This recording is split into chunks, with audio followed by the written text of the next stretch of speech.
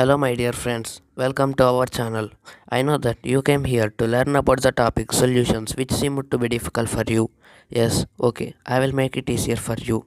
So, at first, you need to learn about solute and solvent. Solute, the component which is dissolved in a solution, is called as solute. Simply, the matter which is present in small amount. Solution may be or may not be in the same state of matter as the solute, but the solution will be the same state of matter as the solvent. Now we will learn about solvent, the medium in which solute is dissolved. This is present in large amount in a solution.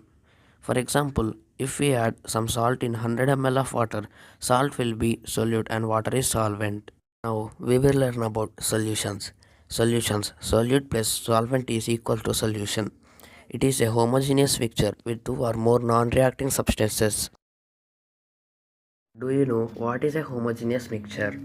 A mixture which has uniform composition throughout its mass is called a homogeneous mixture.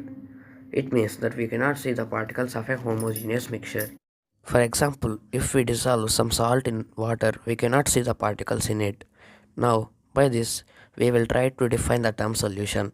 Solution.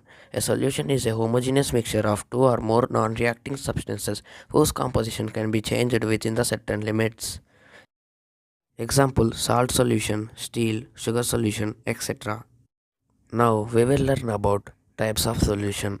Depending upon the total number of components present in a solution, the solution can be binary, ternary, and quaternary solution.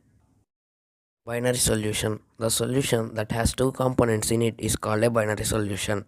For example, if we add some salt in water, it will be a binary solution.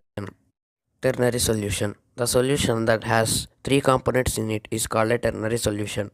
For example, if we add some salt and sugar in water, it will be a ternary solution. Quaternary solution. The solution that has four components in it is called a quaternary solution. For example, if we add salt, sugar, and lemon juice in water, it will be a quaternary solution. In the next video, we will learn about more types of solutions. I hope you liked my explanation and understood the topic very well. If you did, then please like and subscribe. Thanks for watching.